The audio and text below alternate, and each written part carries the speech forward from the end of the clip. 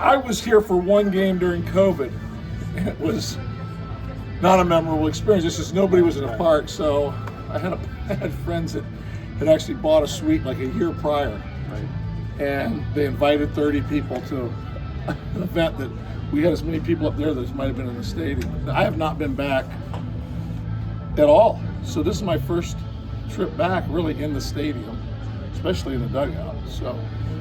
Yeah, I mean, we're pretty far removed from your time here. How do you sort of view that experience when you reflect on it now? I'm thankful for it.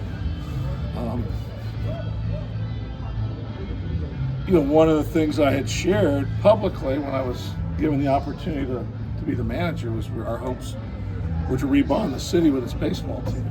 And I believe we did that.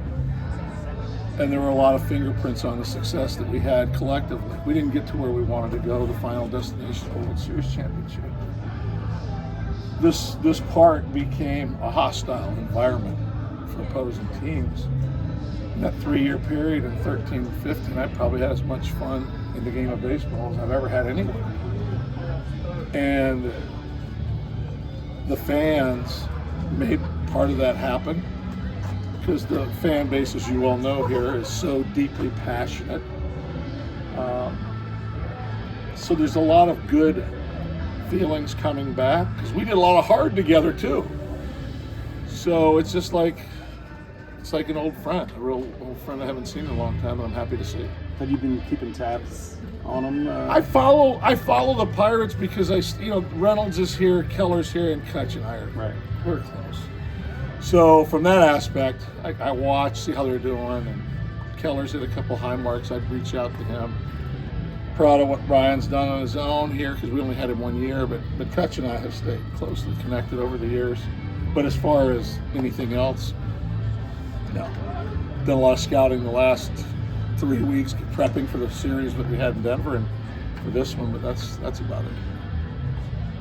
Can you tell us how did this sort of opportunity come about? Because looked like you were sort of happily retired, at least as far as I could tell. As far as I could tell, I had been working for Bill, with Bill in the minor leagues, basically. Bill's histories in scouting, and most of my life has been in player development, so he was looking for me to kind of be a gatekeeper for the player development side of it, make sure the alignment programs, hitting, fielding, pitching are all in alignment, growing up our young coaches and managers in a mentorship type situation, watching our young players play. And I would go, as probably most people do now, you go for the 6 days. You travel on the Monday, you get in there, you watch them Tuesday through Sunday, you get to see everybody play, and you get to see everybody pitch.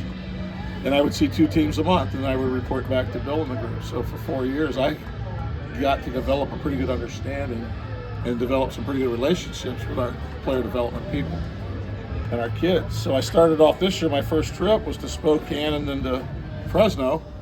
Then I got a call the Sunday night when I was getting ready to leave Spokane about our hitters in the big leagues, and I watched them and I did some evaluations, and he mentioned he was looking for possibly to make a change in the hitting department, and were there any considerations I had for young hitting coaches. I mentioned a couple of our guys that I broke them down for him. I broke down the hitters and the big league thing, and I got a call the next day in Fresno thinking he was calling to tell me who they were going to choose and what they were going to do. He said, well, after the evaluation process that you gave us, we just feel it would be best served if you would consider coming back and being the hitting coach.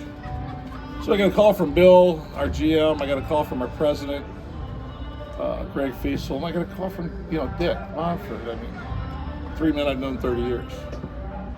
And they asked me if I would consider putting back on the uniform, and I said, you know what, I'm humbled, but that's going to be a question that's going to take some time to answer, because I've got other people in my life involved in this now. And Carl and I did a lot of talking, and I've always had a group of people in my life that I would throw things and bounce things off of that tell me this makes sense and tell me why this doesn't make sense. And I got to a point where one of my good friends said, I just have one question for you. Will there be any regrets if you don't move on this opportunity? Because I've been offered opportunities prior to that I said no to. And you've heard me tell these stories on that other side. There's a farm story about when storms come. And the cows on the farm run from the storm thinking they'll get away from it that way. It usually takes them longer, and they get rained on more, and they're scared the whole time.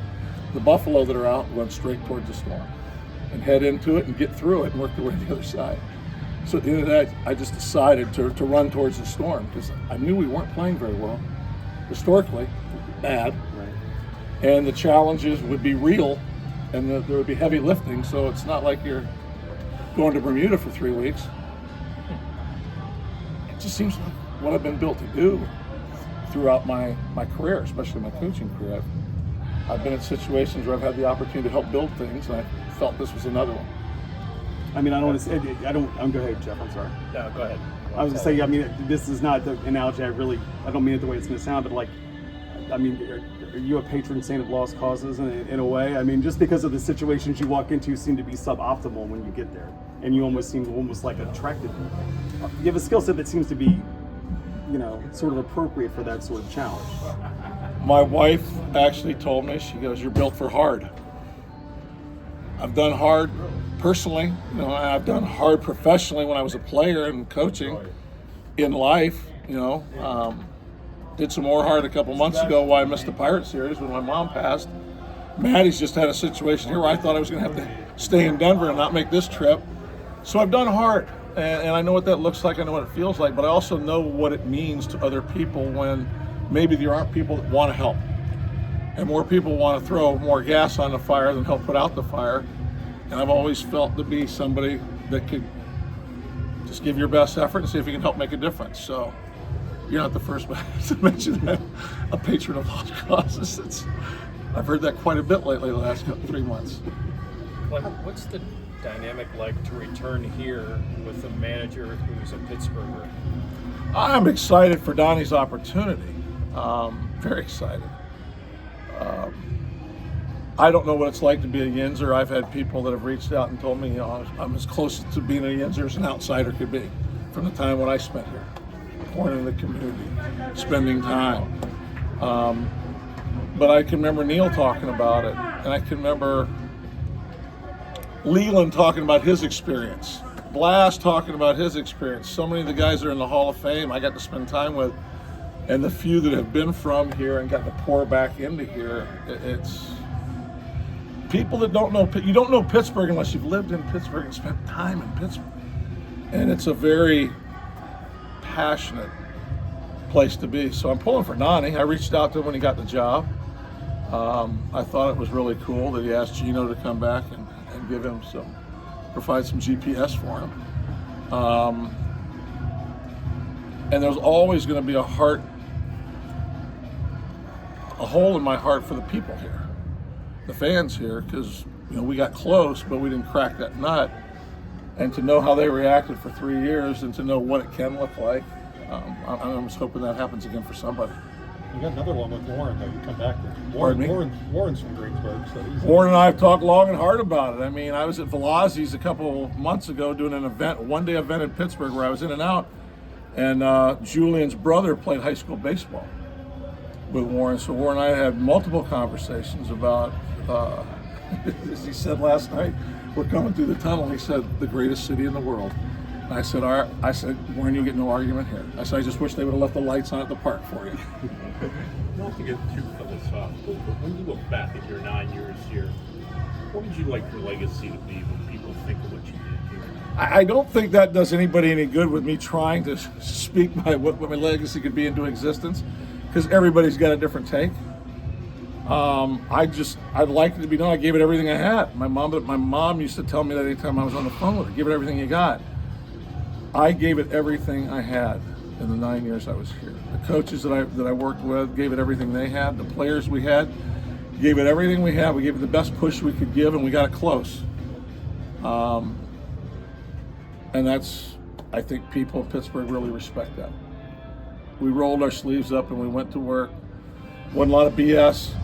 There was many times when I'd tell them after the game, you people there, hey, I made a mistake. Hey, this didn't work out. It's on us. It's not on anybody else. We didn't make excuses.